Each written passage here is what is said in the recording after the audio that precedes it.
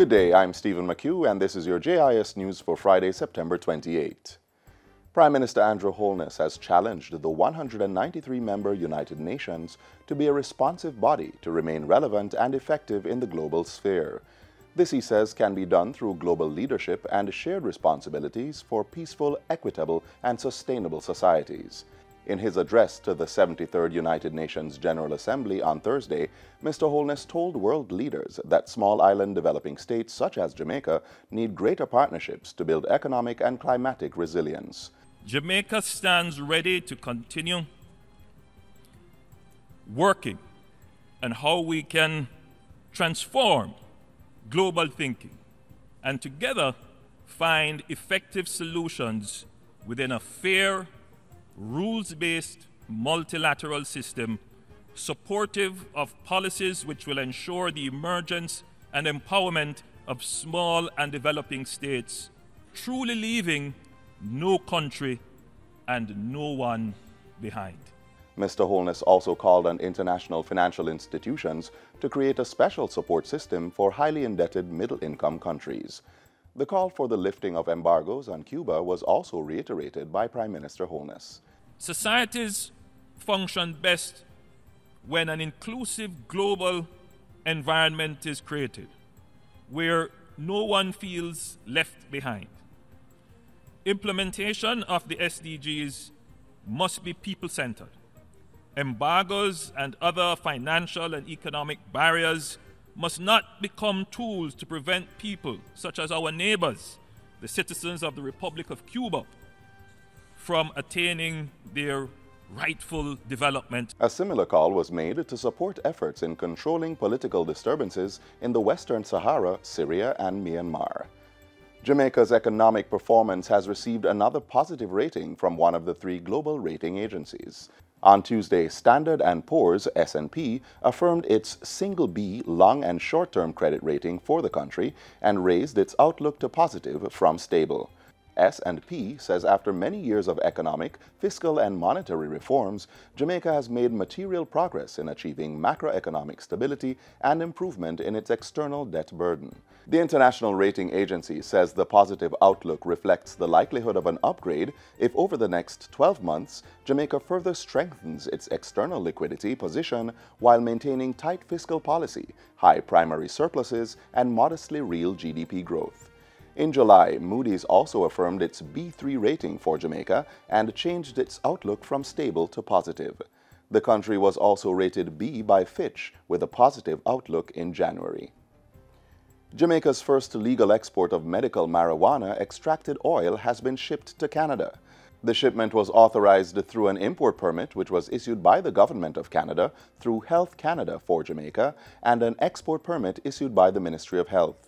In a release from the Agriculture Ministry, Minister Audley Shaw says this shipment marks the first step in positioning Jamaica as the medical marijuana hub for the world. He says Jamaica is uniquely positioned to be a global player and the country is committed to providing the leadership and resources required for opening international markets including Canada and Europe for local licensed and regulated Jamaican companies. The import permit from Health Canada was obtained on behalf of Jamaican-based licensed producer Timeless Herbal Care, which was subsequently granted an export permit by the Ministry of Health. Through the Cannabis Licensing Authority, more international export opportunities are being targeted, as well as the implementation of several programs to position Jamaica globally as an ideal country in the growing medical marijuana industry. Cabinet has approved 3 contracts valued more than $269 million for the supply and delivery of petrol and medical gases. Of the $269 million, $136.7 million will go to Gulfstream Petroleum SRL. For the supply and delivery of 986,483 liters of automotive diesel oil and 54,552 liters of super unleaded 90-octane gasoline for a 2-year period. This is to be supplied and delivered to Errol Flynn Boatyard in Port Antonio, Portland. Also, $47.5 million is for the variation of a contract originally awarded by the Western Regional Health Authority to Industrial Gas Limited, IGL, for the supply of medical gases. The remaining $85 million will be used to rehabilitate and expand the Gale Multipurpose Center in St. Mary under a contract awarded to Marshall Construction Company Limited. Senator Ruel Reid made the disclosure of the contracts at Wednesday's post-cabinet press briefing. The government is committing more resources to social intervention programs to protect children and keep them out of conflict with the law. This follows a report conducted earlier this month showing the murder rate of children on the island. National Security Minister Dr. Horace Chang says as at September 2018, some 34 children have been reported murdered and 194 minors were housed in juvenile detention facilities at the end of 2016. Our social intervention agents advised, of course, that further still, children are being recruited by the gangs. That's where are being made into transport of guns and eventually graduate into using whatever they have to commit crimes. That's the reality that we have to face. The minister was speaking on Saturday at a training seminar hosted by the Office of the Children's Advocate, OCA, to promote child justice guidelines. Dr. Chang says protecting our children will have a positive impact on the island's social and economic future. The minister says preventative measures and rehabilitation strategies are now being offered to detained children to continue their education. And finally, work is to commence soon on the transfer waste station that is to be established in Danieltown, Trelawney, as a preferred contractor has been selected. Local Government Minister Desmond McKenzie, while not disclosing the name of the contractor, says a tender for the construction of the facility was issued and an entity was identified from the submissions received.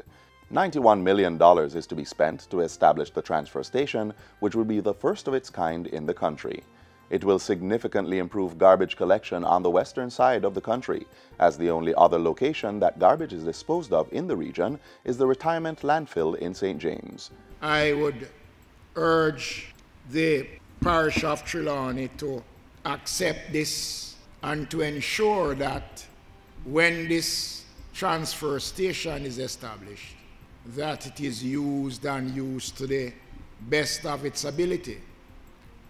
And we will see an improvement, much more frequent collection of garbage in the parish because the distance that the trucks have to traverse will be significantly reduced. The minister provided the update on the establishment of the transfer waste station at the recent monthly sitting of the Trelawney Municipal Corporation.